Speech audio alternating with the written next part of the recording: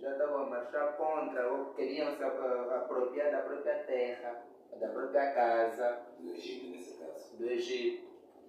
Então, e quando chegou o prazo de 400 anos, okay, que tinham que ser retirados de lá, naturalmente eles tinham que sair. Só que entre sair e ficar, já se acomodaram. Queriam ficar e inclusive se apoderar da mesma terra, porque era uma terra rica. Essa narrativa é diferente da que eu tenho conhecimento, mas sim, melhor tem um livro aí, mas necessariamente. Já, da vez passada havia dito o Sheikh Anta Diop. Sheikh Anta Diop. Exato. Do historiador africano, pesquisador africano, ele apresenta esse ponto de vista.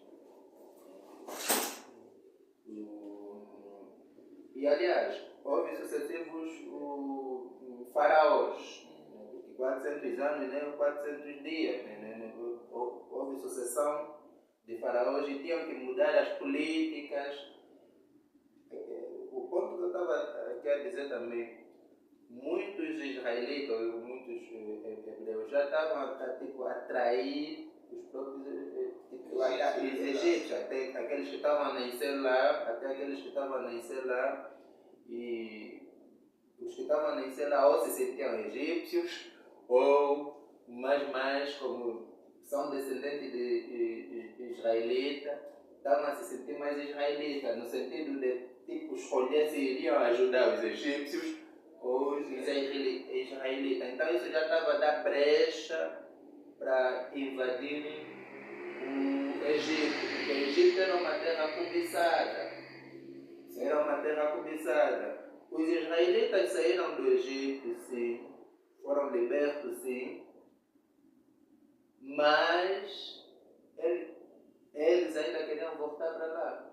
Sim, houve um determinado momento em que eles se arrependiam pelas coisas que eles estavam passando no deserto. Então, se queriam voltar para lá, sim, é porque tinha coisa útil lá. Sim. E tipo brincadeira, a Bíblia não nega o valor do Egito. Agora, se olhar bem a narrativa bíblica, sim, exalta sempre o Egito. O Deus de Israel castigou o seu povo israelita por falarem bem dos egípcios. Ok. Certo. Então, é só para ver. Sim. Deus de Israel castigou o seu povo por olharem, no Egito nós até não passávamos fome. Quando eles passaram fome no deserto, e sede no deserto, olharam para o Egito, elogiaram o Egito, e o Deus de Israel castigou o seu próprio povo por causa disso. Então é um Deus ciumento. Um Deus ciumento por causa disso, nesse caso. Com esse tipo de característica, é um Deus ciumento. Então, e outra coisa também, sim, se ele tem o seu povo, o povo dele escolhido, significa que ele não é Deus dos outros povos. Ok. Significa. Mas além do Jeová mentiu, sim, ele é limitado. Esse termo, o povo escolhido, já começamos a falar dos povos, né? Então sim, tem que se prestar atenção. Quando se fala de escolhido, já é um condicionamento. Então, as mulheres, as nossas mamães na cozinha sabem muito bem e perfeitamente disso que eu estou a falar.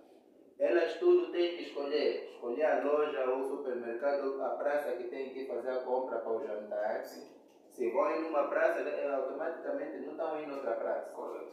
E quando tiver a confeccionar a comida, vão ter que escolher. Se no caso do feijão, por exemplo, vão ter que as pedrinhas, os pauzinhos, vão tirar se para fazer um bom sacamadeço, por exemplo.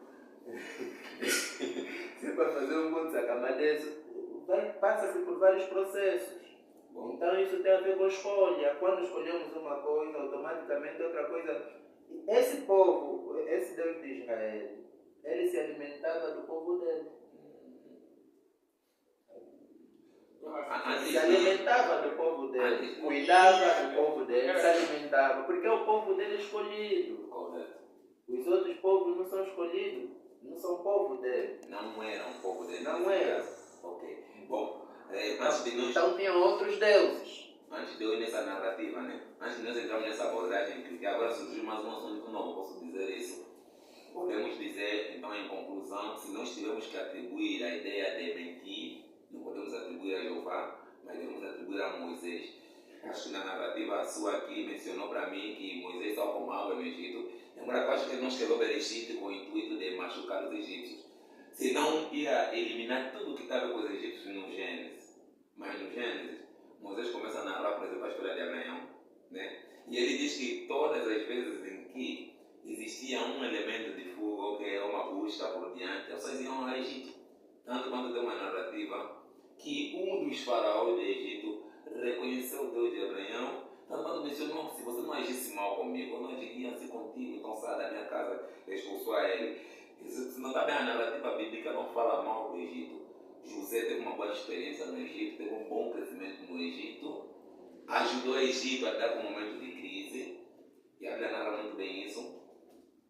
Mas qual situação? Tem mais uma situação que também dependeu muito do Egito, embora as situações posteriores narradas pela Bíblia mostram o Egito a cair. Não, deixa eu só terminar também, para mim terminar um pouquinho o meu fio rapidamente.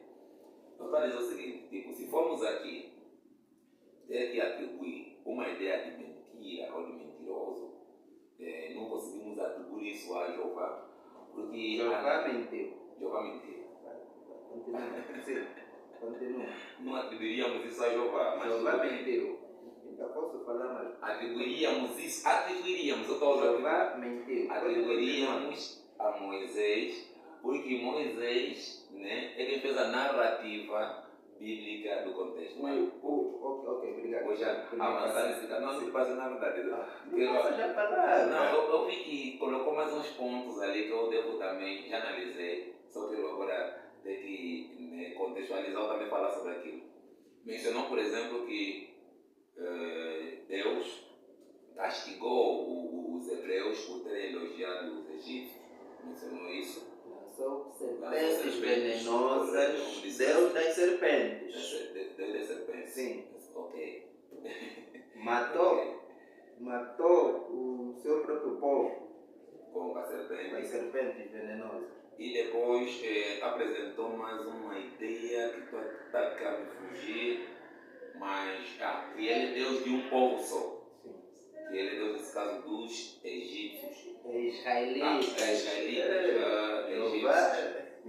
Nesse caso, israelitas, não é isso? Também gostaria de fomentar um pouco sobre esses dois âmbitos que levantou. Exato.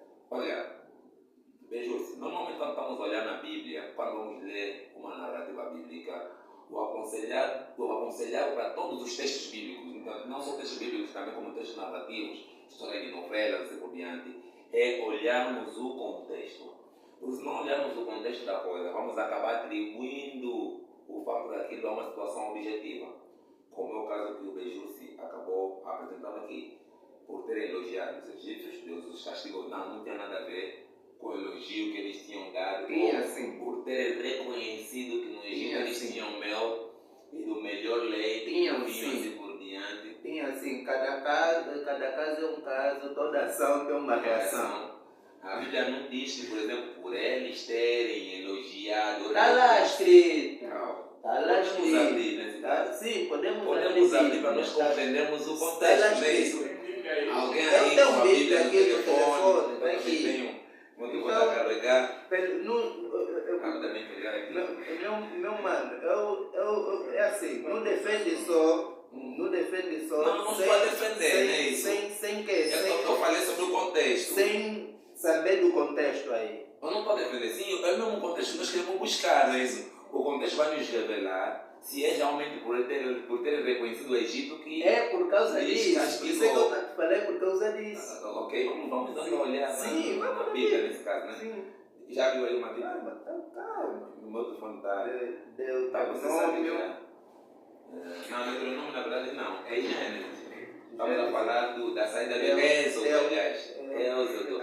Acho que a memória que eu tenho é de Deuteronômio.